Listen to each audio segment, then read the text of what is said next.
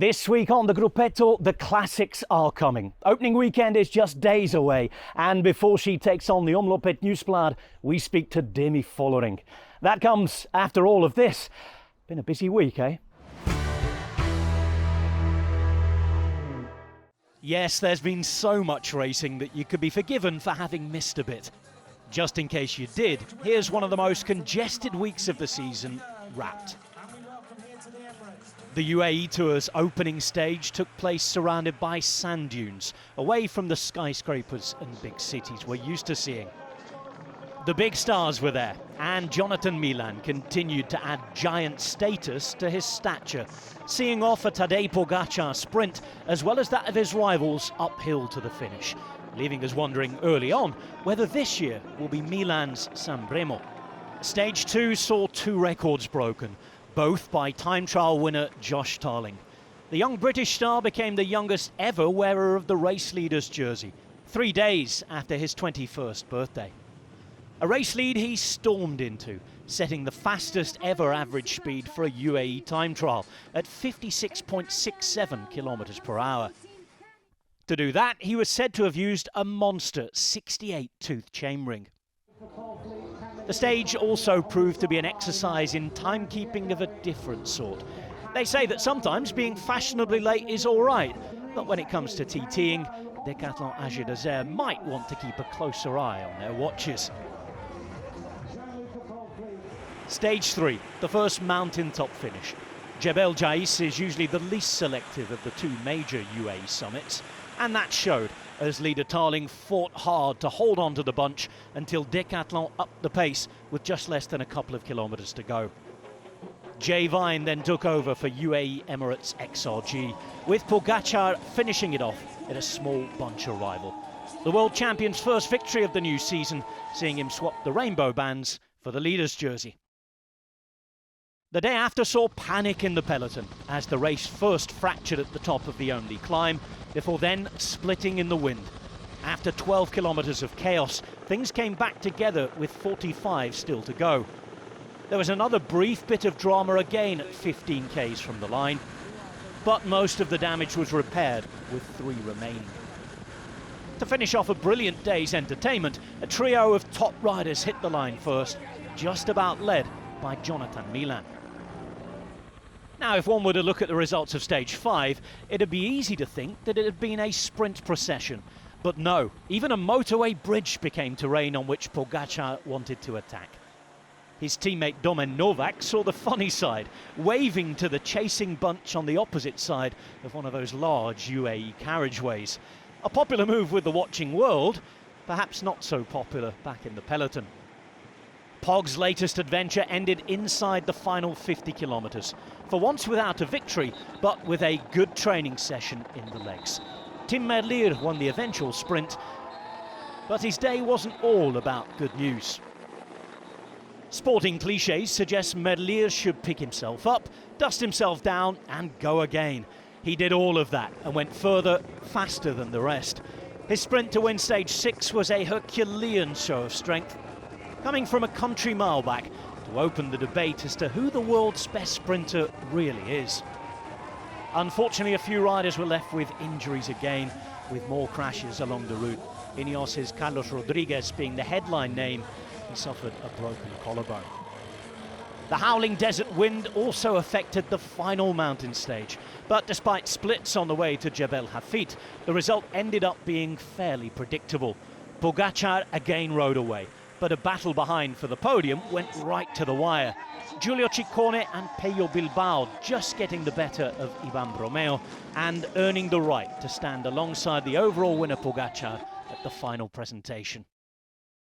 That's it for stage racing for a while for Pog, but with racing in general, he's only just getting started. I don't race stage races anymore until Dauphiné, so time to switch a little bit the mind to one-day classics and try to make most of it. I will try to enjoy and hope for good legs and we will see the results. Staying with stage racing, and Roglic versus Vingegaard, a duel that once upon a time would have meant sorcerer versus apprentice, but things have moved on since then. The Volta ao Algarve meant 5 days in southern Portugal that would give us the first glimpse at how things are shaping up for the Tour de France. Aside from those two GC stars, the event boasted one of the best lineups it's ever been able to count on in its 51 edition history. However, the race got off to a shocking start. And here we go on the left-hand side. Riders have gone the wrong side. Riders have gone the wrong side here. What on earth has happened here? Riders are on the wrong side of the road on the left. Riders are all over the place here. They're sprinting there, but the finish is on the other side of the road. This is a farcical finish to the stage at the Volta Algarve for most, but it is a glorious win for Filippo Ganna, who's one of the few riders who went the right way. There they come around onto the left-hand side. Ganna celebrates parallel. It's almost like they're in parallel universe there. Funny, on this occasion, yes, but let's thank our lucky stars that it was. Potentially dangerous, with various race organisers having nothing short of a Western super for the third week running. The other talking point involved the results for those who did cross the correct finish line being rubbed out, expunged, erased from the record books. Yes, Filippo Ganna thought that he'd chalked up a victory, only for all the results to be cancelled. The phrase from the organisers was that the sporting truth did not prevail. I think that the no time gaps thing's a good thing, surely, but there won't be that sentiment and ruling next time there's a crash or a puncture in the final kilometres, will there? Maybe when someone gets away to win the stage. What's your take on it, though? Let us know if you think that Ganna was hard done by posting in the comments below. There were results on Alto da Folla, a more difficult finish to the usual mountain stage than in previous years, ascending to the top from a different, steeper side. By the time the climb began, racing was already on. Both Jonas Vingegaard and Primož Roglič launched smallish digs, but young Jan Kristen, one of the many UAE Emirates prospects, attacked and survived, even with his teammate Joao Almeida not too far behind. The GC was still tight though, with the two aforementioned big names both within 23 seconds of the lead. That fight would be on ice until the final stage, as first Jordi Meus and then Milan Fretin both won uphill bunch sprints into Vida and Faro respectively. The time trial this year was saved until last, and combined with the famous Mayao climb at the end of the Nayon 20k route, it would prove to be a tough test. Wout van Aert set a time that looked difficult to beat, before Vingegaard's first stage race in 6 months would end in victory against the clock and overall success. Roglič finished well down in the time trial to end 8th in the general classification, with Kristen, despite some commentators' miscalculation at the time, not sure who that was, losing over a minute to plummet to 10th. Vingegaard and Pogačar winning races then on the very same day. July's a while off yet, but things are already shaping up nicely. In Andalusia, the week began with the relatively young Clasica Jaen. The 4th edition of what's been termed the Spanish Strade Bianche was won solo by Michał Kwiatkowski. His first victory since a 2023 Tour de France stage win. But it was a bittersweet day for the Ineos Grenadiers. The Colombian champion, Egan Bernal, back in action and looking good, unfortunately suffered a broken collarbone on the penultimate gravel sector. Staying in Andalusia, Tom Pidcock's first European race of the season was the 5-day Ruta del Sol, celebrating 100 years since the first ever edition of the race, that's also known as the Vuelta a Andalusia. Victorious in Saudi Arabia, the Briton Pidcock was hoping to continue the dream start to life in his new colours. It was another new boy, Maxime van Gils, who got his wings for the first time since moving to Red Bull. It didn't matter that UAE Emirates pair of Pavel Sivakov and Tim Wellens kept attacking him. Each time the Belgian responded before beating them both in a 3-up sprint to the line in Nerja. On day 2 it was over to Pidcock. Yet again a selective day and a win for the Yorkshireman, taking his Q36.5 squad past their 2024 victory tally. That just after a month of racing this season. Sivakov finished 3rd to take the leader's jersey. Stage 3 saw another race closer to 100 up for Alexander Kristoff. A first win of the season means it's now just 3 short of a whole century of them in the Norwegian fast man's career to date. Diego Uriarte, a second-year Spanish professional with Cairn Pharma, had been in the breakaway on that day, but still had the legs to spend 138 kilometres at the front once again, 24 hours later. 11 other riders were with the 23-year-old, but he beat them to a win, with the bunch coming in over 4 minutes down. It was a lovely moment for a team that has bagged some tremendous results in the past year or so. A first ever career win for Uriarte. The final stage had a hilly first half, but a flatter finish. Jon Barrenetxea was the best from a small group, despite the protests from Tobias Harlan Johannesson. Pavel Sivakov finished safely in the bunch behind to take the overall. A 4th GC win at a stage race in his career, and a first for 3 seasons. Southern France hosted racing for the 4th weekend in succession, beginning with the one-day Classique Var. A race up the Mur de Fayence, a venue for Paris-Nice finishes in the past, was the scene for XDS Astana's first victory of the season. The squad had been amassing plenty of points in order to try and stave off relegation at the end of the current 3-year period. But Christian Scaroni was on hand to take a proper race victory.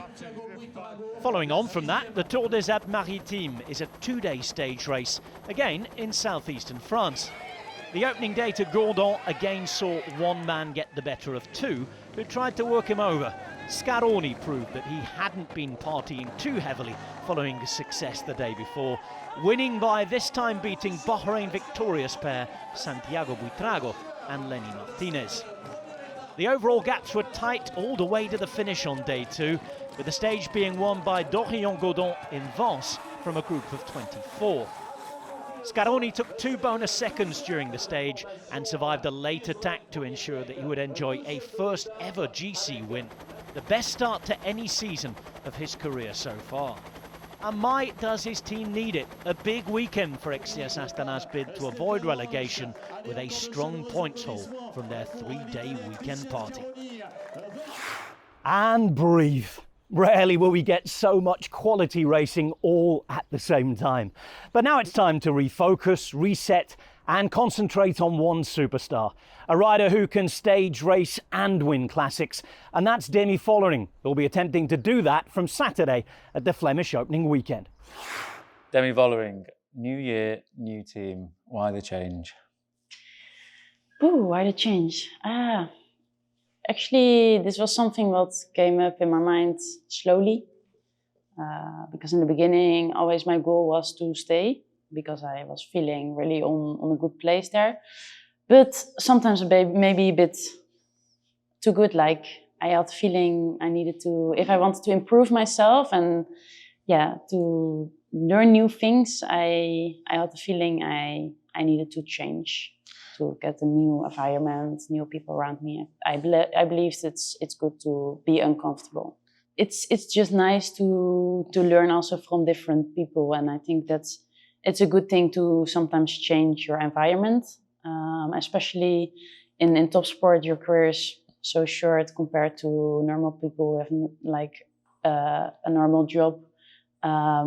So I think also because it's all shorter, it's sometimes good to like change also often or a few times. And I was now 4 years in SD Works, and I just felt I was ready for it. Demi Vollering is going to take the stage at the top of the Alpe d'Huez. What a ride today from the defending champion. Vollering makes history at the top of Alpe d'Huez. She takes the stage, and now the clock starts ticking behind. Of course, I really wanted to win that tour. In the end, I think I still did a really good tour, and also now knowing how I finished that tour, I broke my back in that crash, what I only find out after the tour. So knowing that with my injury, I could still finish like this, I'm really proud of. So for sure, I hope. Also, I know if I didn't have this injury, I probably would have it. So it's an annoying thing to think about, but on the other hand, I won that last stage. It was a beautiful stage, and also the time trial in Holland was very special for me to win that one. How determined are you for that yellow jersey again this year? I think even the most determined ever, maybe. I mean, anyways, it doesn't matter what happens. Anyways, I really want to be again on that highest podium, but with the whole team. Not that I only do it myself, but I want to really that it's a team goal to become better and better every day. So yes, I think what I have to prove is also really trying to be a good leader, trying to involve everybody really in the process. I think that's something I will be focused on this year a lot. Now it's time for your chance to indulge in some speculation. Who will be challenging Vollering for the title at the Omloop het Nieuwsblad? Let us know your predictions in the comments section for both women's and men's races. That leads me on to the news that for the first time this season, the breakaway crew return. Join Orla and her guests for live coverage of both the women's and men's Omloop het Nieuwsblad. That's this Saturday, the 1st of March. Kuurne Brussel Kuurne then completes the opening weekend. And on Thursday, we have something brand new for you. If you're in the UK, Quest is the place to be for the brand new Ultimate Cycling Show. There's also stage racing this week in northwest Spain, Galicia hosting O Gran Camino. That's from Wednesday through to Sunday. And on Monday, we'll be back to recap it all and look forward to Strade Bianche. Until then, from us, goodbye.